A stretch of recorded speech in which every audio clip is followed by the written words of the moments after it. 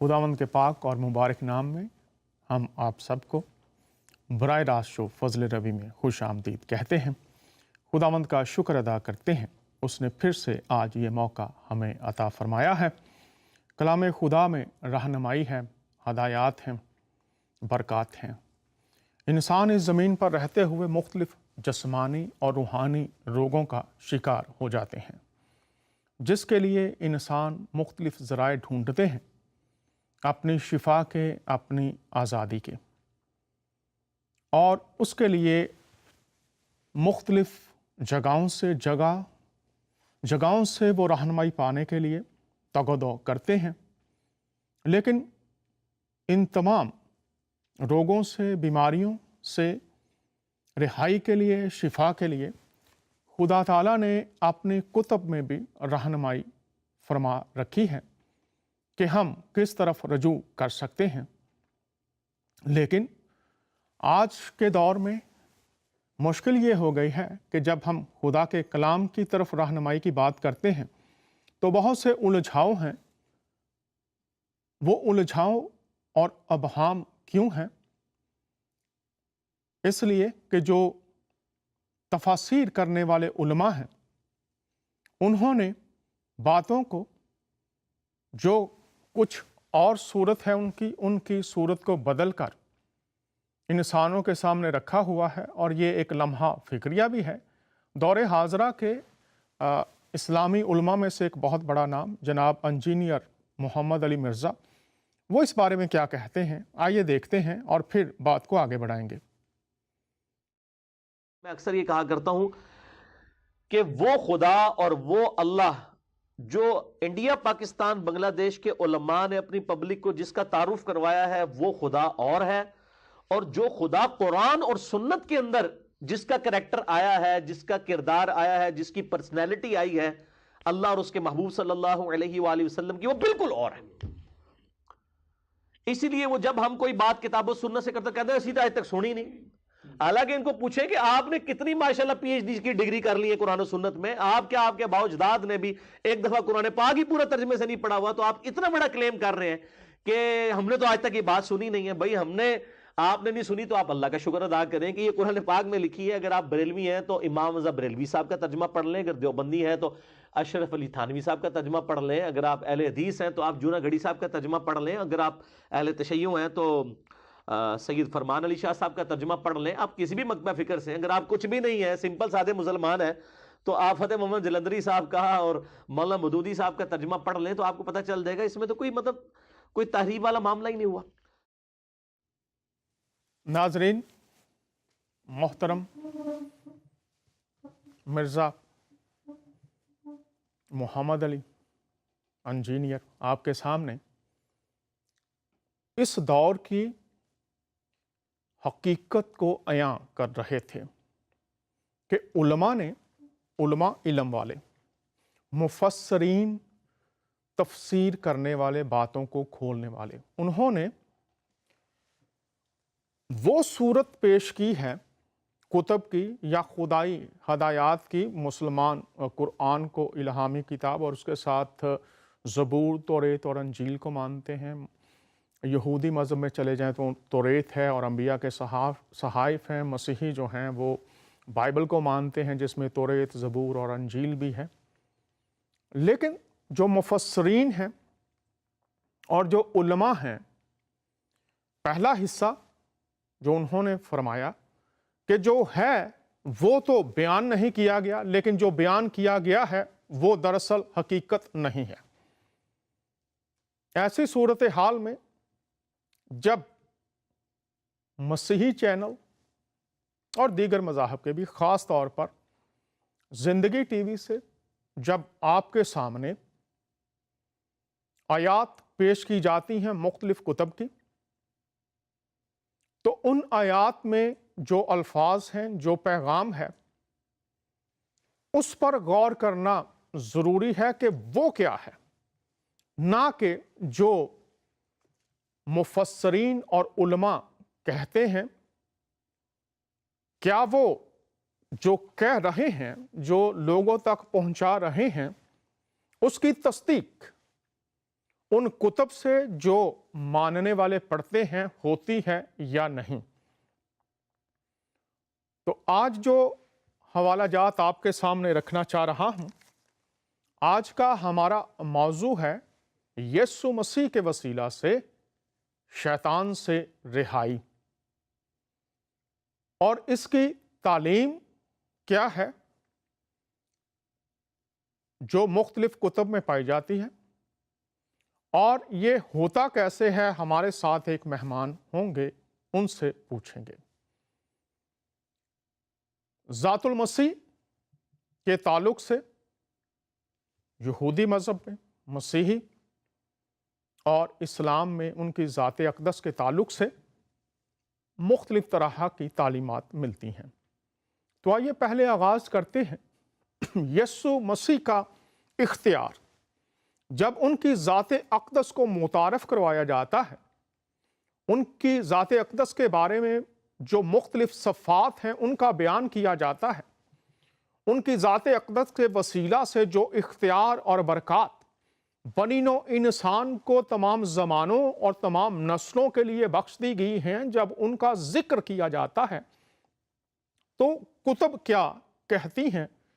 जैसा मिर्ज़ा साहब ने कहा कि किताबें कुछ कहती हैं, जो उन किताबों को आगे पेश करने वाले हैं वो कुछ कहते हैं।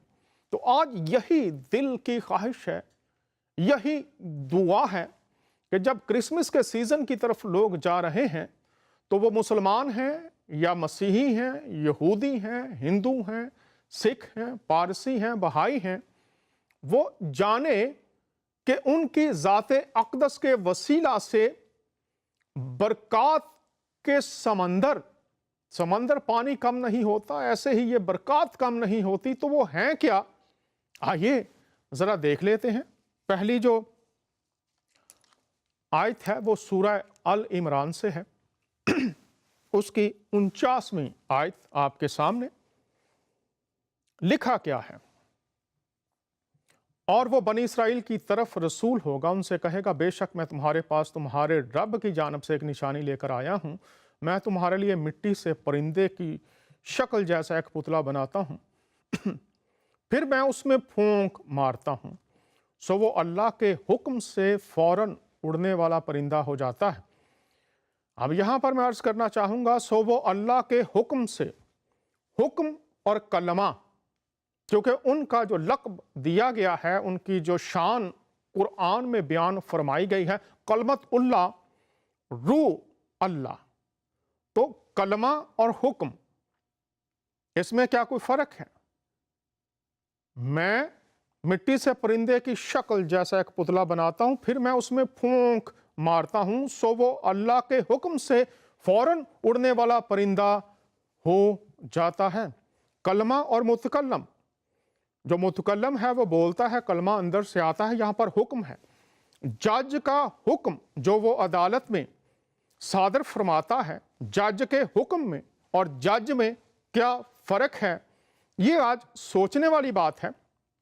जो उलमा सुनते हैं इस शो को, जो मदरसों में बैठे हुए तालिब इल्म सुनते हैं, स्कूलों में, यूनिवर्सिटियों में, इस पर गौर कीजिए, और जो मोहम्मद अली मिर्ज़ा साहब ने बात की उसको जहन में रख कर, जज के कलमा में और जज की शख्सियत में क्या फ़र्क है, कलमा और मुतकल्लम में क्या फ़र्क है। यहाँ पर मैं अल्लाह के हुक्म से वो फ़ौरन उड़ने वाला परिंदा हो जाता है, और मैं मादरजाद अंधे और सफ़ेद दाग वाले को शिफा याब करता हूँ, और मैं अल्लाह के हुक्म से, फिर हुक्म आ गया, कलमा और मुतकल्लम, हुक्म और जज जब हुक्म देता है फिर उसकी बात आ गई, अल्लाह के हुक्म से मुर्दे को जिंदा कर देता हूँ, और जो कुछ तुम खा कर आते हो और जो कुछ तुम अपने घरों में जमा करते हो, मैं तुम्हें वो सब कुछ बता देता हूँ। इल्मुल गैब, बेशक इसमें तुम्हारे लिए निशानी है अगर तुम ईमान रखते हो। इल्मुल गैब, घरों में जो कुछ तुम खा कर आते हो, ज़ख़ीरा करते हो।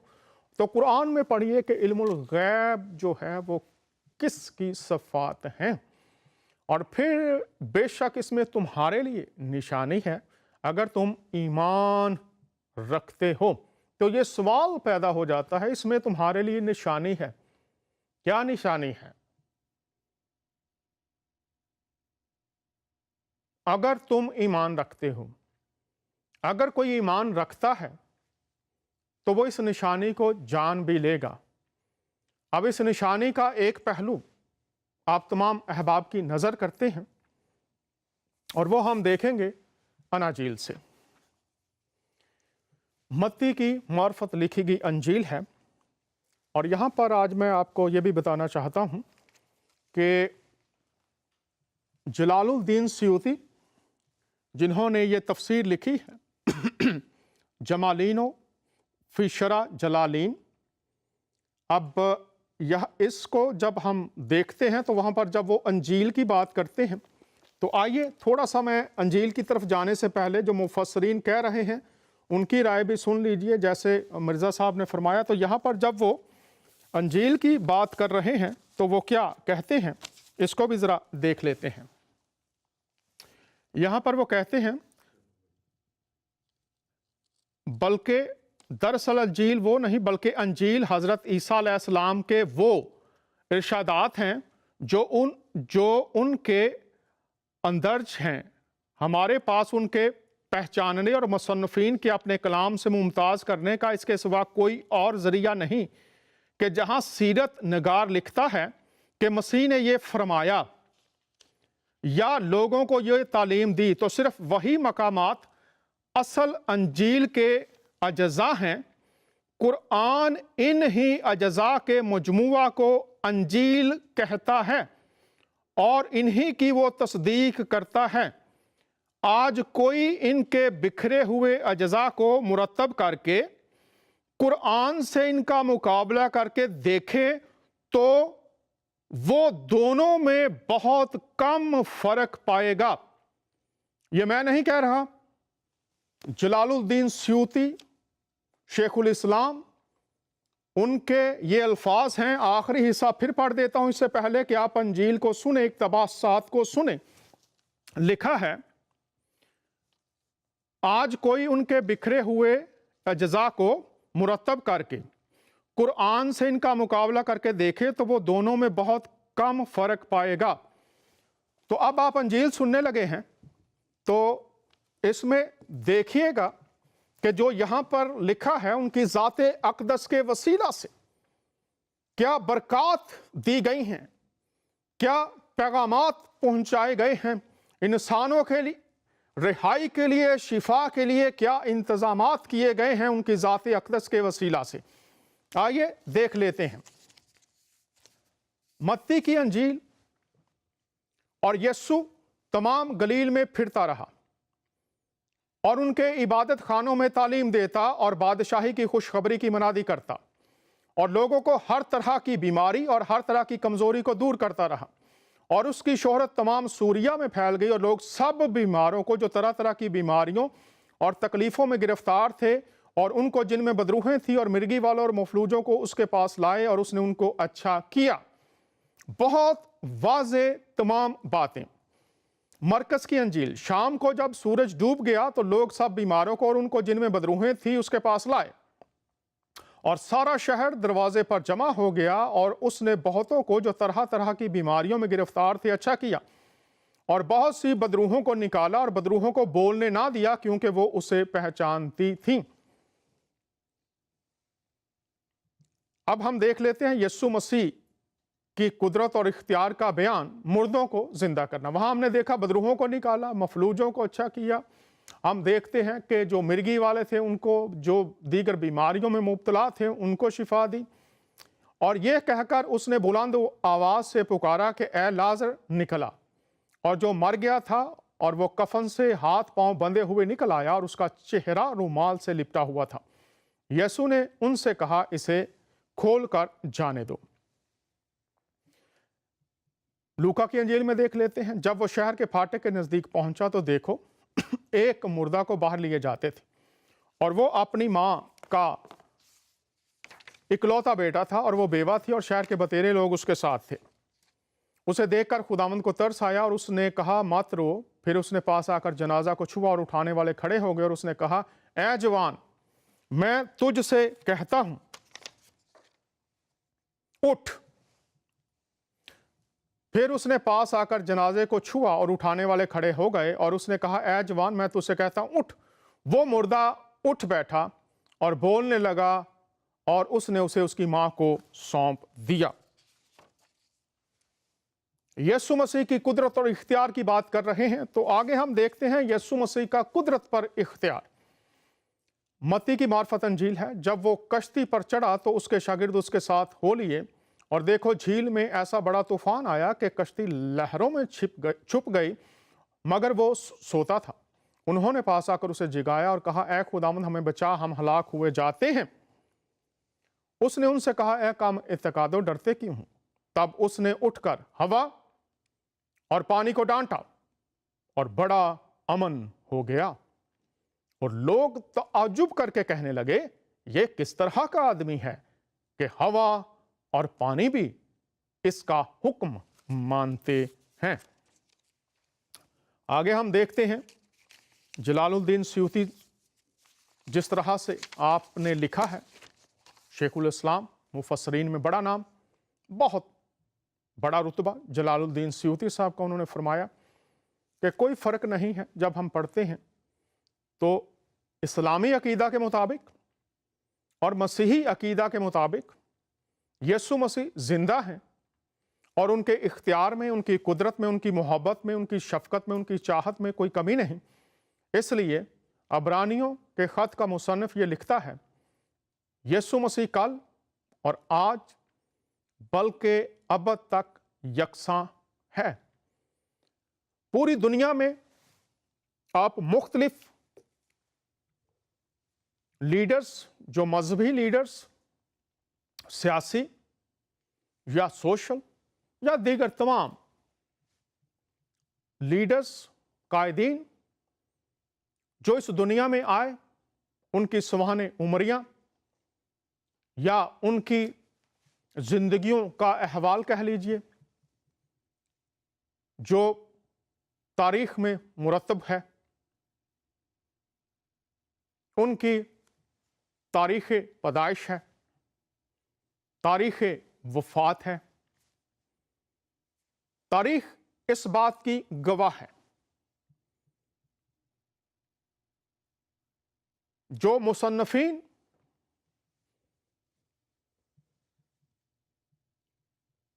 जिन्होंने उन हालात को सुपुर्द कलम किया,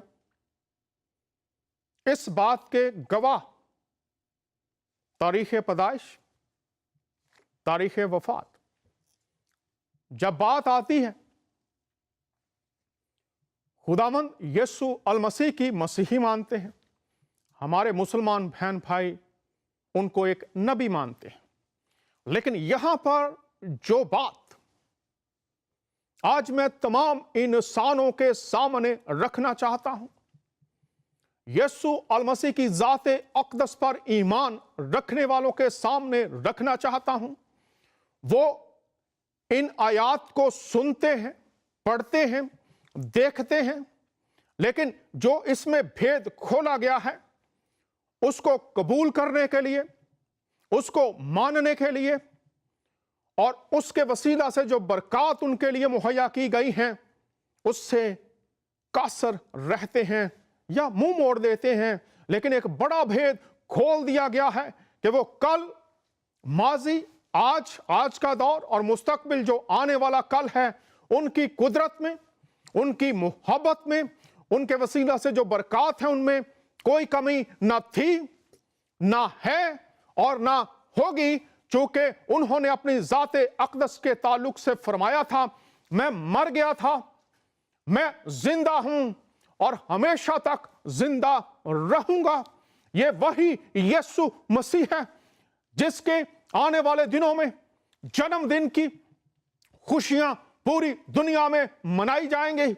यही यीशु मसीह जिसको ईसा मसीह भी कहा जाता है, इस आयत में उसकी जात के ताल्लुक से बनीनो इंसान के लिए, आपके बच्चों के लिए, आपके खानदानों के लिए, आपके शहरों के लिए, आपके मुल्कों के लिए बरकत बरकत बरकत, शिफा, आजादी, रहम, तरस, मुआफी, जिंदगी के दरिया जारी हैं। और ये आयत आज पूरी दुनिया के सामने ऐलान कर रही है कि यीशु मसीह है जो मुर्दे जिंदा करता था, कोड़ियों को पाक साफ करता था, ला इलाज मर्ज में मुब्तला लोगों को शिफा बख्शता था।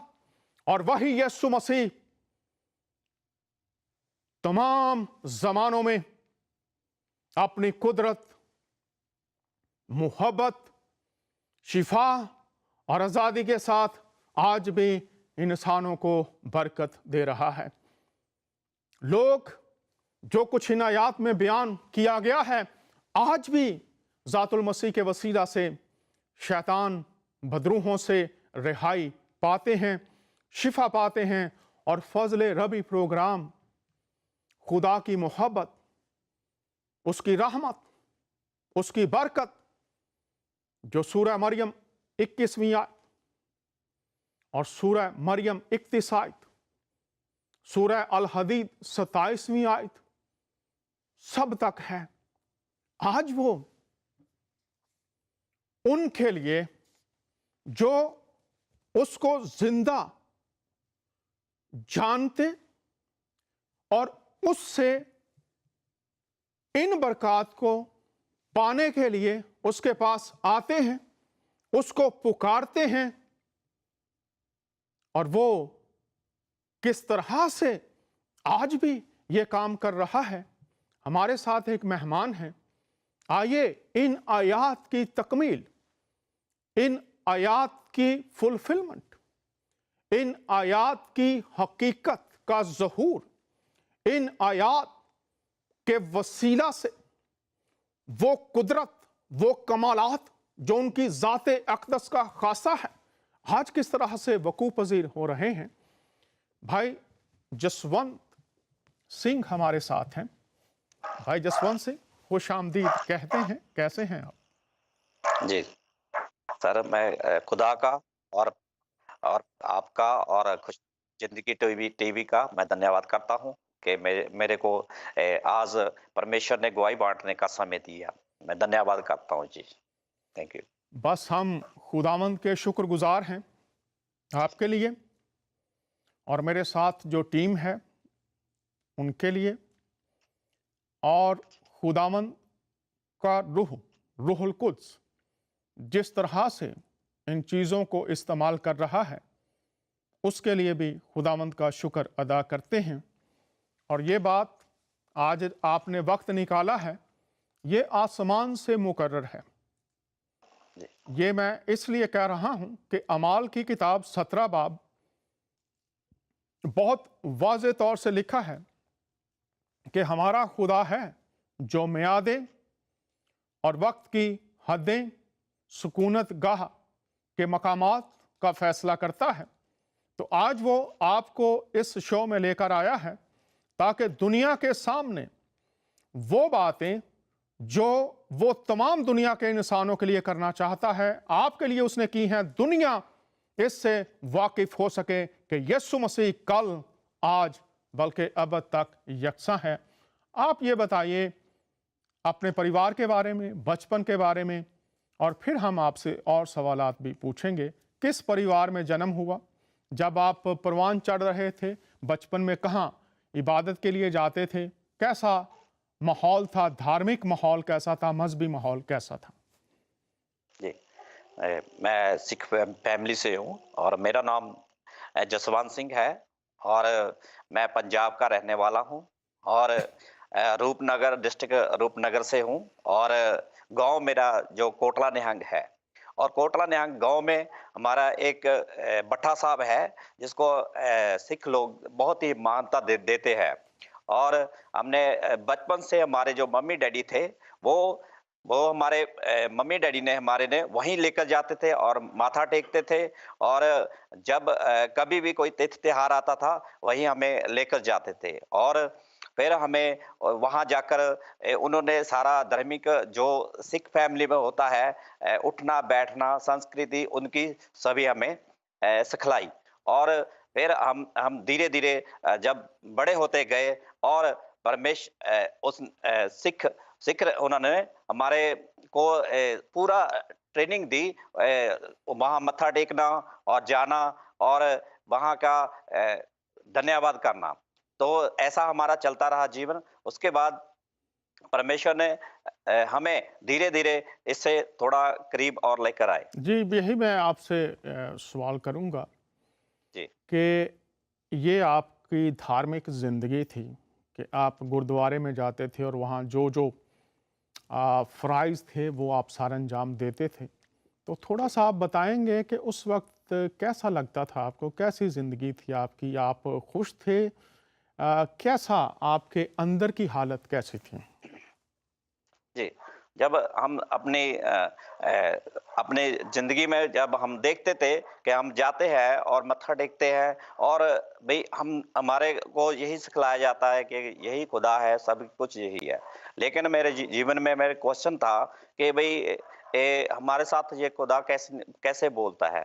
वो शब्द, धार्मिक शब्द वो जो निकलते थे, उसी से हमारे जीवन में वो बताते थे, तो हमने उसी के द्वारा हमने सब कुछ उसी के द्वारा सीखना चाहा और हमारे को लेकिन सैटिस्फैक्शन नहीं थी हमारी ज़िंदगी में कि भई मैं सीधा परमेश्वर को देखूँ, कैसा परमेश्वर है। जी, बहुत शुक्रिया। सब कुछ के बावजूद आपके अंदर ये ख़्वाहिश थी कि मैं खुदा को देखूं कि वो कैसा है। बहुत अच्छी ख्वाहिश। और खुदा ज़ाहिर पर नहीं, बातन पर निगाह करता है, ऐसा लिखा है खुदा के कलाम में। और जहाँ पर भी खुदा को जानने के लिए ख्वाहिश पैदा होती है, खुदा ताला उस ख्वाहिश को देखकर इंसान पर अपनी ज़ात अक़दस का इजहार फरमाता है। तो ये अब बताइए कि आप मसीह तक आने का सफ़र कब शुरू जी, हुआ और कैसे शुरू हुआ?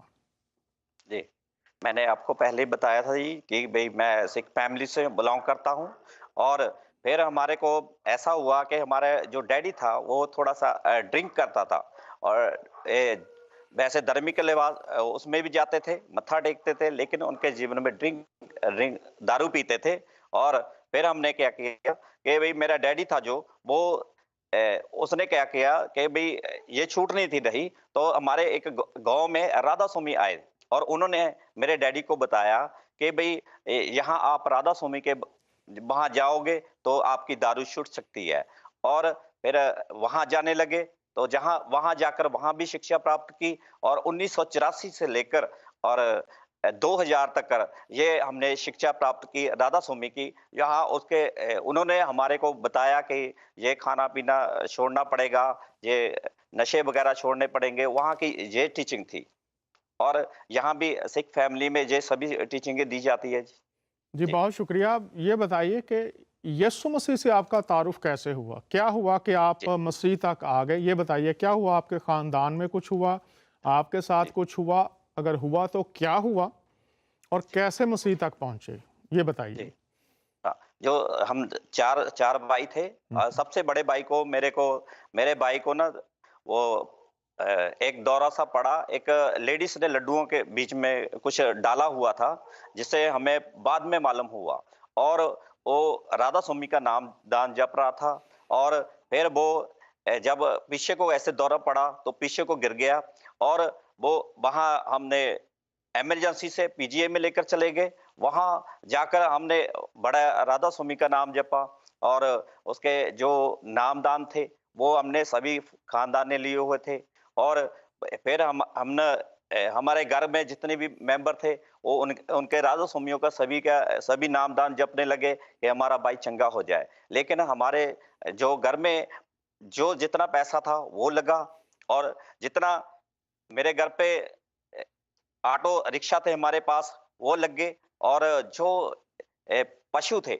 वो हमारे घर में वो भी हमारे भाई के उसको बेचकर उसको हमारे भाई के ऊपर लाश के ऊपर लग गया और फिर हम नामदान जपते रहे, तो बाबे को चिट्ठी पाई, गुरचरण सिंह उसका नाम था, तो उनको चिट्ठी पाई तो वो कहने लगे, मैंने कहा बे ये मेरा भाई कलमान सिंह है और हम इसको इतने आपसे इतने 1984 से मार रहे हैं और वो अच्छा नहीं हो रहा। अब मेरा भाई जो 3 महीने से हम स्ट्रगल कर रहे हैं बहुत ज़्यादा, और आप बताइए कुछ बाबा जी आप करेंगे? तो उन्होंने कहा कि करे कराए आपो आप क्या मानुष के हाथ। एक चिट्ठी का उसने जवाब दिया कि भई हम तो कुछ नहीं कर सकते, हम तो मनुष्य हैं, तो परमेश्वर ही करने वाला है। हम्म। और तो उसको चिट्ठी को पढ़ा और उस चिट्ठी को हमने गुस्से से पाड़ दिया, और फिर हमने फिर भी थोड़ा-सा विश्वास रखा कि कोई नहीं, हमारा भाई अच्छा हो सकता है। लेकिन वहाँ से हमें उन्होंने छुट्टी दे दी और सरकारी हॉस्पिटल में ट्रीटमेंट चलने लगा। वहाँ से हमारा बाबों का दौर शुरू हो गया। हम बाबों के पास, चेलों के पास जाने लगे। जी, बहुत और शुक्रिया। राधा जी, आप बात कर रहे हैं कि आप राधा स्वामी के पास गए, चिट्ठी डाली, लेकिन उन्होंने कहा मैं मनुष्य हूँ, मैं कुछ नहीं कर सकता। जी, और फिर जी, इसके बाद आप दीगर लोगों के पास भी जाना शुरू हुए। तो एक कॉलर हमारे साथ है, इनसे बात कर लेते हैं और फिर यहीं से आप जारी रखिएगा कि राधा स्वामी ने जब कुछ नहीं किया तो फिर उसके बाद आप कहाँ पर गए। जी, बराह रास्त शो फजल रमी में आपको खुश आमदीद कहते हैं। कौन साहब या साहिबा, कहाँ से बात कीजिए, आप ऑन एयर हैं। सलाम जनाब, आपको भी बहुत बहुत सलाम। कैसे हैं? खुदावंद का शुक्र है पास्टर जी, मैं आपका प्रोग्राम देख रहा हूँ। खुदावंद आपको बरकत दे। खुदावंद आपको मेरी दुआ है पास्टर जी आपको कि खुदावंद आपको हिकमत, दनाई, फहम और ज्यादा दे, ताकि आप सच्चाई को ज्यादा से ज्यादा बयान करते रहें। और बहुत मजा आ रहा है, बहुत बरकत मिल रही है। सारा जलाल खुदावंद यस्सु मसीह को है। ये जो आपको नज़र आ रहा है ना, ये पुतला, ये खाक और राख है, इसमें कुछ भी ऐसा नहीं है। ये उसका बनाया हुआ शख्स आपके सामने बैठा हुआ है, एक बचाया हुआ गुनहगार। मसीह ने मुझ पर रहम किया और मुझे ये खिदमत दी है, और इसका सारा जलाल उसको है। इसमें मेरी कोई खूबी या लियाकत नहीं है। ये रूहुल कुद्स को सारा जलाल, खुदावंद यस्सु मसीह को सारा जलाल, और आप जैसे बहन भाइयों की दुआओं के लिए मैं खुदा का शुक्र अदा करता हूँ। ये सारा जलाल यस्सु मसीह का है। कोई और बात आप करना चाहेंगे? बहुत शुक्रिया, आप प्रोग्राम देखते हैं, आपको बरकत मिलती है। जी, बरकत आपका प्रोग्राम देख रहे हैं, इतनी बरकत मिलती है, इतना मजा आता है, इतना हम लोग सीखते हैं आपके वसीले से। हमारी दुआएं आपके साथ है। खुदावंद आपको इससे ज्यादा से ज्यादा खुदावंद आपको फहम अकल बनाई दे। आप हमेशा सच्चाइयों को बयान करते रहें। हमारी दुआ आपके साथ है। जी, बहुत शुक्रिया। कहाँ से बात कर रहे हैं आप? मैं पाकिस्तान कोयटा से। पाकिस्तान कोयटा को भी खुदावंद बरकत दे, और वहाँ पर जो दहशतगर्दी है यस्सु के नाम से वो जाती रहे। वहाँ पर लोग खुदावंद के पुकारने वाले बन जाएं, ताकि खुदावंद वहाँ पर अमन और सलामती लाए। यस्सु के नाम से ये हमारी दुआ है कोटा शहर और पाकिस्तान के लिए भी। बहुत शुक्रिया। जब भी आपको वक्त मिले हमें कॉल करते रहिए, ताकि जो हमारी टीम है और पूरी दुनिया में जो लोग देखते और सुनते हैं वो भी जाने कि किस तरह से खुदावंद इस शो को अपने जलाल के लिए इस्तेमाल कर रहा है। आपने कॉल किया, बहुत शुक्रिया। खुदावंद आपको खुश रखे। कोई और बात करना चाहेंगे? बहुत शुक्रिया, इन्होंने कॉल किया है। जसवंत भाई, जी। राधा स्वामी से जब आपको मायूसी हो गई तो फिर किस किस तरफ आपने रुख किया कि शायद आपके भाई को जो दौरे पड़ते हैं उससे कोई शिफा मिल जाए? तो फिर कहाँ कहाँ गए आप, ये बताइए। हाँ, जी। पहले हमने काली देवी है हमारे पंजाब में, वहाँ झाड़ फूक करने वाले के पास गए हम, और किसी ने हमें बताया कि वहाँ जाइए, वहाँ ये इसके ऊपर काली है, पूरा दुष्ट आत्माओं का इस पे बंधी हुई है, जे आपका भाई जो बंधा हुआ है। तो हमने वहाँ गए और रुकिए यहाँ पर आपने फरमाया आप जो काली देवी है जहाँ उसकी पूजा होती है, पूजने वाले हैं, उनके पास गए तो उन्होंने कहा कि इस पर बदरूहों का साया है। तो फिर जब उन्होंने ये बात की तो क्या शिफा वहां से मिली? ये बताइए, कितनी देर वहां जाते रहे, क्या शिफा मिली? जी नहीं जी, मिली नहीं जी। और उन्होंने झाड़ फूक करना शुरू किया। हमारे से पहले उन्होंने 5,000 मांगा, फिर उनका थोड़ा सा सामान लेकर आए झाड़ फूक की, लेकिन कुछ नहीं बना। फिर हम दूसरी बारी गए और फिर उन्होंने पैसे 5,000 मांगा। ऐसे धीरे धीरे वो हमारे को 2 महीने तक कर ऐसे ही करते रहे, तो हमारा भाई बिल्कुल अच्छा नहीं हुआ वहां पे जाकर। जी। उसके बाद कहाँ गए आप? फिर उसके बाद हम एक मुसलमान यहाँ हमारे इधर मुसलमान है जी, और वो भी झाड़ फूक करते हैं, वो इल्म से निकालते हैं। वो कहते हैं हमारे पास जिन चलता है, तो उन उसके पास गए, तो उन्होंने भी अपने तरीके से उन्होंने कलामें पढ़ी और हमें कुछ अपना कलाम लिख कर दिया कुछ पर्चियों के। कहता है भाई वो ऊपर घुमाइए इसके, और रात के 12 बजे तक कर जो कब्र है, कब्र के जो किसी मुर्दे की कब्र है किसी मुसलमान की, उसमें आपको रख कर आना है। तो ये भी हमने काम किया। तो उनको कहा, तो भाई साहब हमारे ये बात है कि हमारे जो भाई है वो बच जाएगा या नहीं बचेगा। कहते हम हमारे जो हम जोर लगाएंगे और हो सका तो ये बच जाएगा, लेकिन इनके ऊपर पूरा झुंड जो बदरूह का है, वो उनसे हम पूरा जोर लगाएंगे। जैसे आप कितने पैसे दे सकते हो? तो हमने कहा जी हमारे पास काफी पैसा लग चुका है, और हमने रिश्तेदारों से भी पैसे पकड़े और उन मुसलमान भाई को भी दिए, और वो उसने हमारे से 10,000 रुपया पहले लिया। जी। तो फिर वहाँ से आपको शिफा मिली या नहीं? जी, वहाँ गया और वहाँ से भी हमें हमारे को निराशा ही मिली और कोई शिफ़ा नहीं दी। और उन्होंने उनको मैंने कहा मैं पूरी ज़िंदगी आपका गुलाम रहूँगा।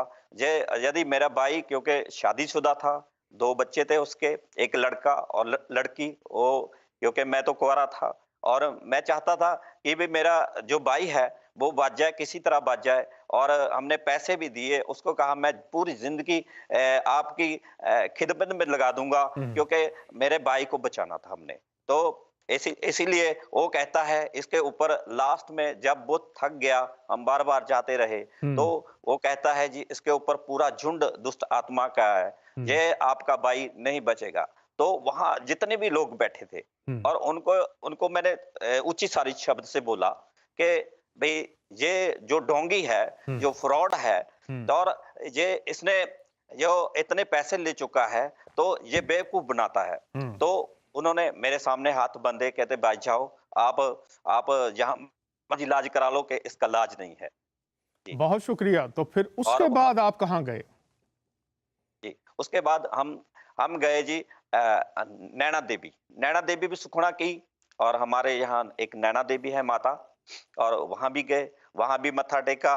और मैं नंगे पैरी पाँव अपना 30 किलोमीटर लगभग हुँ, यहाँ से हमारे गाँव से 30 लगभग किलोमीटर है। वहाँ से नंगे पैरी मैंने मत्था टेक कर, भूखे रहकर, व्रत रखकर वहाँ भी गया।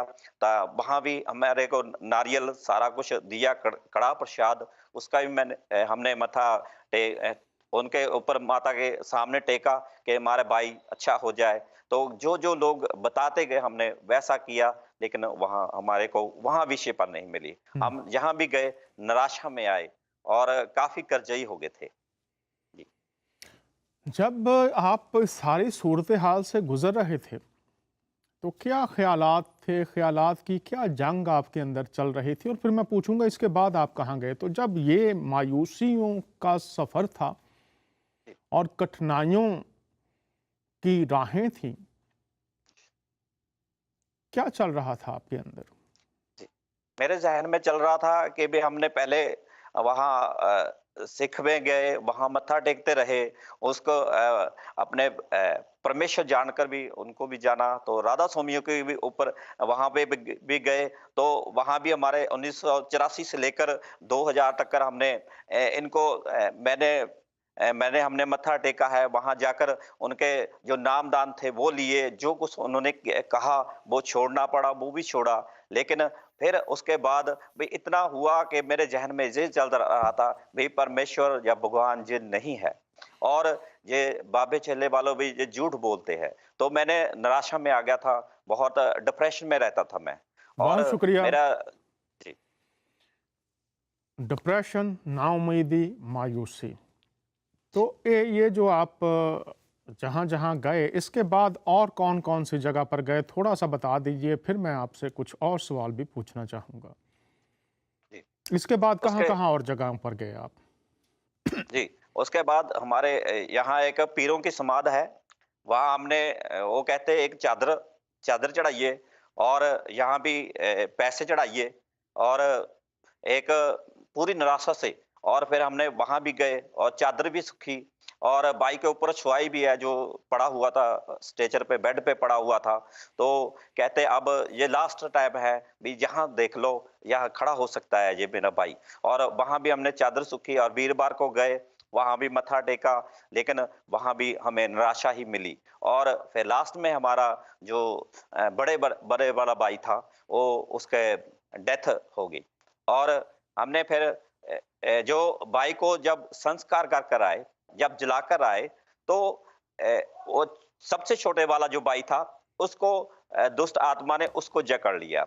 और मैंने कहा एक तो हमारा भाई चला गया और छोटे को अब क्या हुआ कि दौरे पड़ने लगे। उसी टाइम में हम संस्कार कर आए और घर में हमारे आते ही समय हमारा भाई जो हाथ पांव उसके मुड़ने लगे थे और वो एक तो गया तो मैं इसके टेंशन में था और फिर हमारे घर में इसका सिलसिला चला के खून गिरने लगा। एक रात संस्कार एक दिन किए और दूसरी सुबह जब हुई और वहां खून गिरने लगा और वहां एक जादू टूना किया हुआ था जो किसी ने तांत्रिकों के लेकर रखा हुआ था हमारे घर के आंगनों में।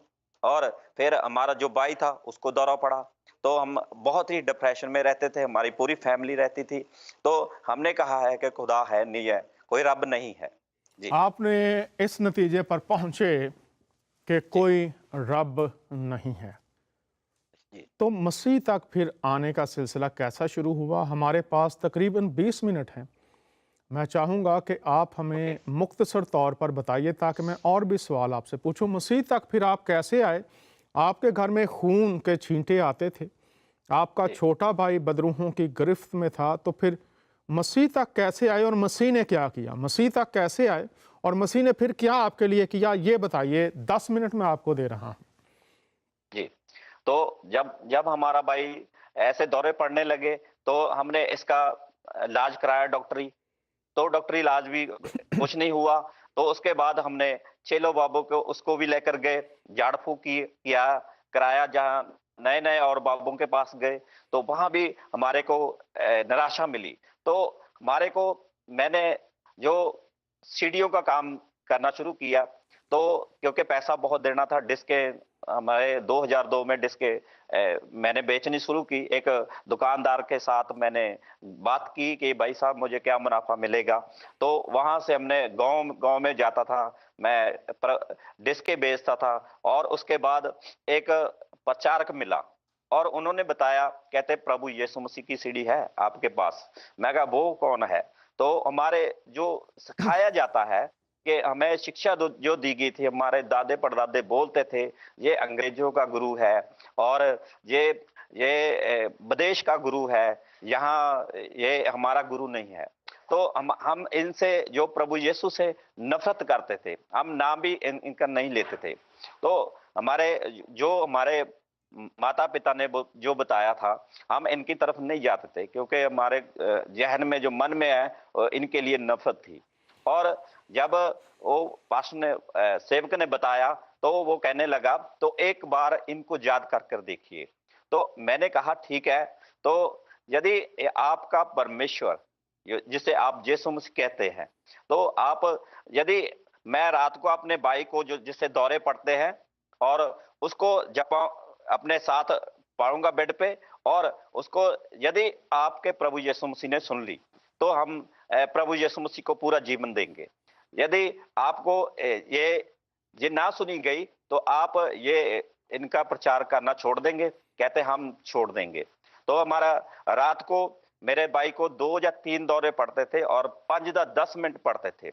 और मैंने अपने भाई को साथ में लिटाया और मैंने कहा ठीक है, आप हमने सारे पासे निराशा हुई है।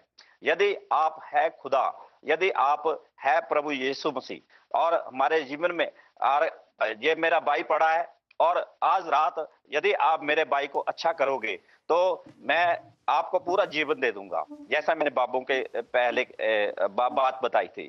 तो फिर मैंने अपने भाई को रात को ठीक राइट पूरे 1 बजे उसको दौरा पड़ा, और वो जब दौरा पड़ा तो उसके हाथ पैर भींगे हुए और एकदम मेरी निगाह सीधी हुई और खुली और देखा कि भाई वो उसको ऐसे दौरा पड़ने लगा है। तो मैंने एकदम उठा और यहाँ एकदम मेरा भाई, मम्मी डैडी सब सो रहे थे।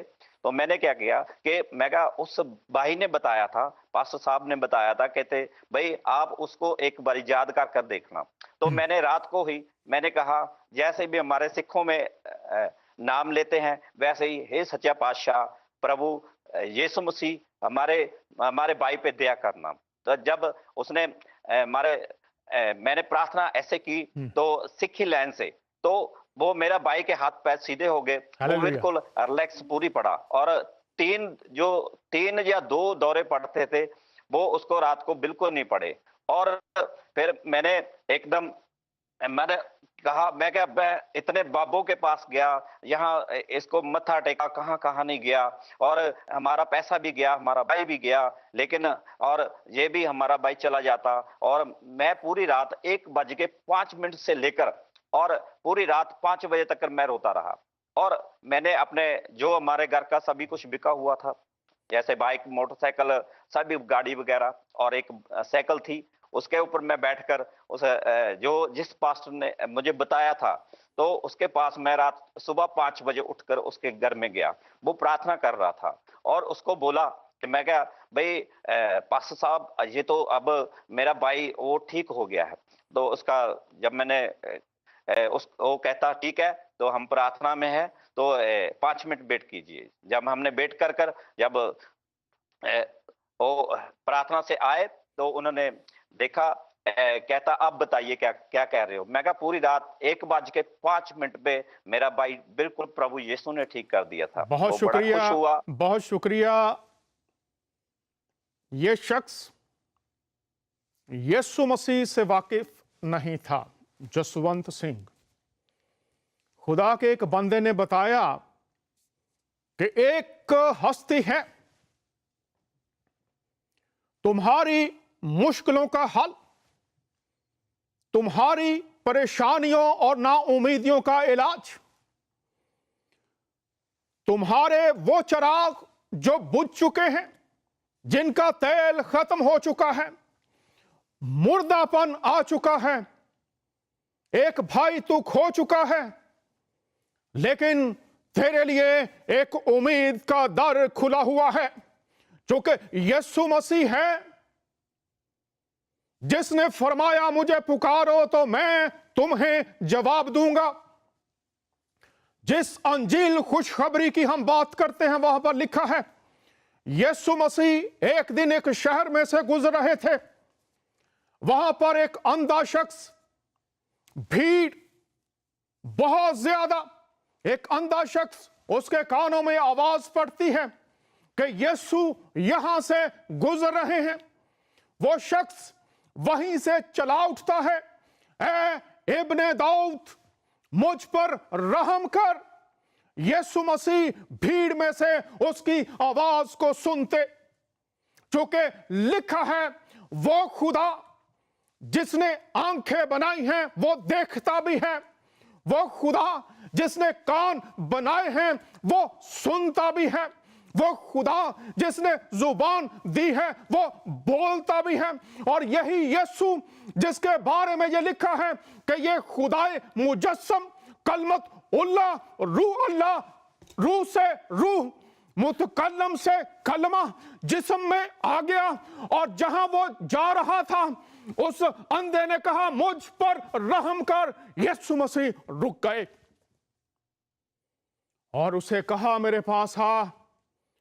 और जो ही वो उसके पास आया, एक अंधा शख्स आया और उसने कहा मुझ पर रहम कर, मेरी आंखें खोल दे।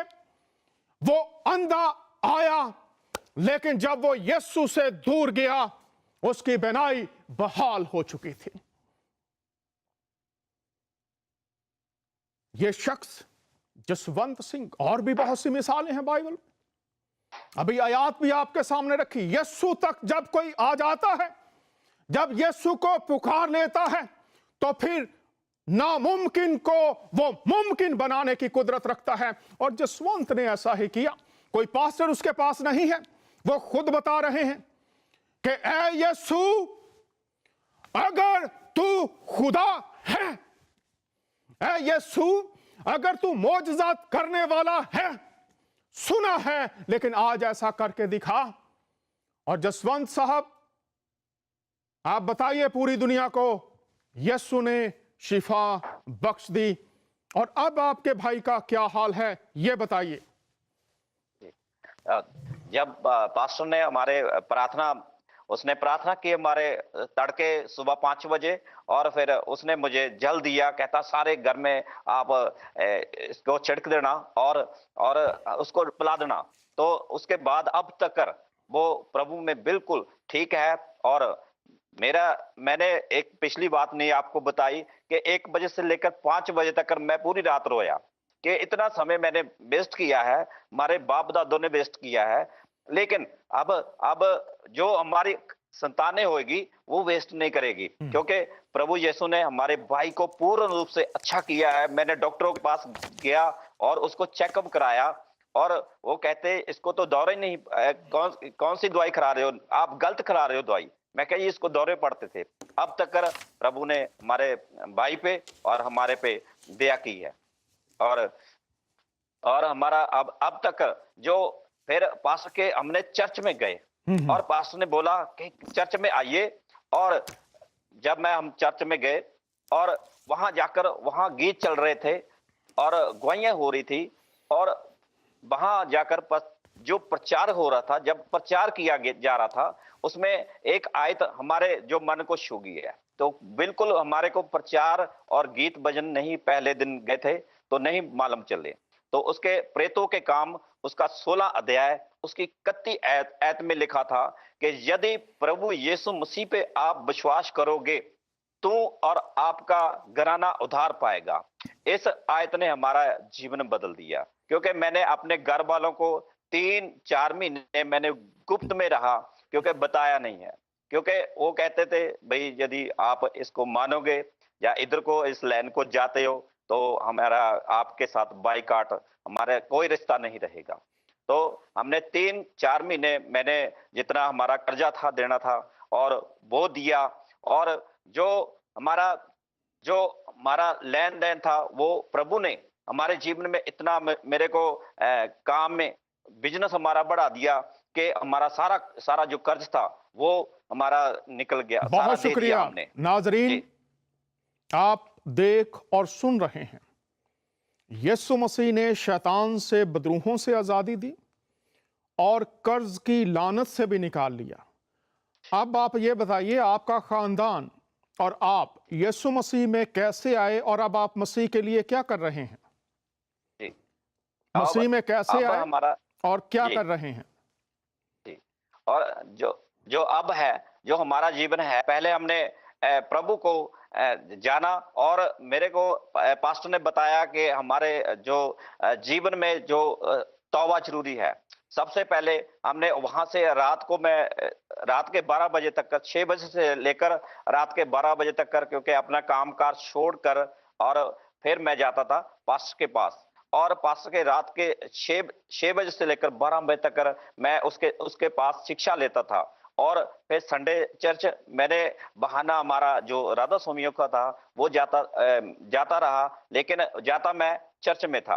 वहां से मैंने टीचिंग ली, और पास्टर साहब ने जो मेरे को बताया कि तौबा करनी जरूरी है, कि बपतिस्मा लेना जरूरी है, क्योंकि ये धर्म नहीं बदलता, ये जीवन बदलता है। जो आपके पाप है वो नाजरीन, ये धर्म नहीं बदलता, ये जीवन बदलता है। सूरह अल हदीद उसकी 27वीं आयत, सूरह अल हदीद उसकी 27वीं आयत, दूसरा क्रंथियों का खत 5वां बाब 7वीं आयत। जीवन बदल जाता है, जीवन बदलता है, मजहब नहीं बदलता। तो अब आपका परिवार मसीह के लिए क्या कर रहा है? आप मसीह में सब आ गए हैं क्या? मसीह को खुदावंद कबूल कर लिया? कैसे किया ये बताइए। तो हमने जब हमारे घर वालों ने देखा कि वे इसको दौरे हट गया है, घर में से जो खून था वो हट गया है और कोई दुष्ट आत्मा का प्रभाव नहीं है, हम जो जैसे हमारे घर में जो कंगाली आ गई थी फिर से हम उठने लगे। और फिर हमारे घर वालों को मैंने बताया कि मैं चर्च जाता हूँ, मैं प्रभु को मानने लगा हूँ। तो कहते कोई बात नहीं है, आप हमारा इतना घर सुधर गया है तो हमारे जीवन, क्योंकि हमारे घर वालों को भी प्रभु के बारे में नहीं मालूम था। और फिर हमारे जो पहले मैंने बपतिस्मा लिया, उसके बाद जो मेरा भाई दौरे पड़ते थे उसने बपतिस्मा लिया। उसके बाद 2008 में हमारे पूरे परिवार ने बपतिस्मा लिया, अब प्रभु में है। और 2003 से ही मैंने प्रचारक की सेवकाई शुरू की और उसके बाद 2012 में जाकर तो पादरी की सेवकाई शुरू की, मैंने टीचिंग ली, स्टडी की, अब मैं पादरी हूँ और यहाँ मैं सेवा करता हूँ पंजाब में। बहुत शुक्रिया। पूरी दुनिया को, आपके पास 2 मिनट है, 1 मिनट में पूरी दुनिया को, खुदा आपको लंबी उम्र दे, क्या पैगाम देना चाहेंगे मुख्तसर 1 मिनट में?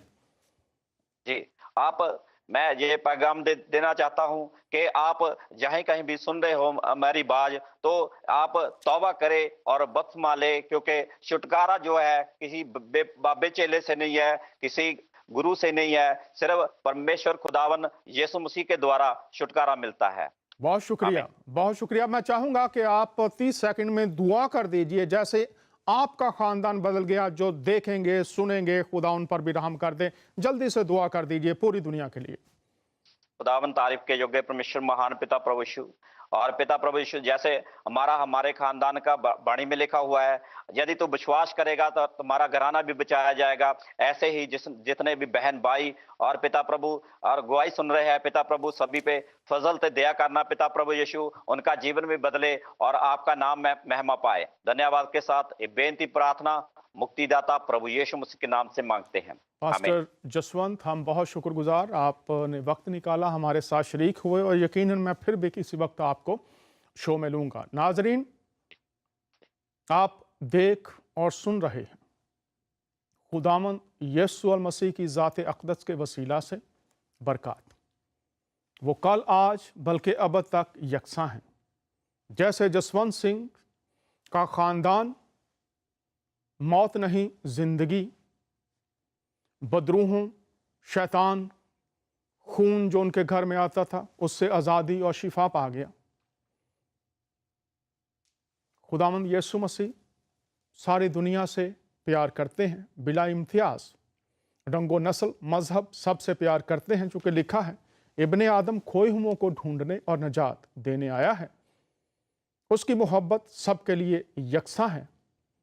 आप भी उसको पुकार कर उनकी ज़ात अक़दस के वसीला से शिफा, नजात, बदरूहों, शैतान से रिहाई, हमेशा की ज़िंदगी, शादमानी, इत्मीनान और आसमानी बादशाहत की ज़मानत को आज ही हासिल कर सकते हैं। फैसला आपका है। खुदावंद आप सबको बरकत दे और हमेशा खुश रखे, सलामत रखे और अपनी पहचान अता फरमाए, ताकि आप भी उसकी बरकत के रंग में रंग कर इस दुनिया को बताने वाले बन जाएं कि एक हस्ती है जो सब कुछ सबके लिए कर सकती है। आपका मेज़बान दानियाल इजाज़त चाहता हूँ, फिर आपसे मुलाकात होगी। अपना बहुत ख्याल रखिए। बहुत शुक्रिया।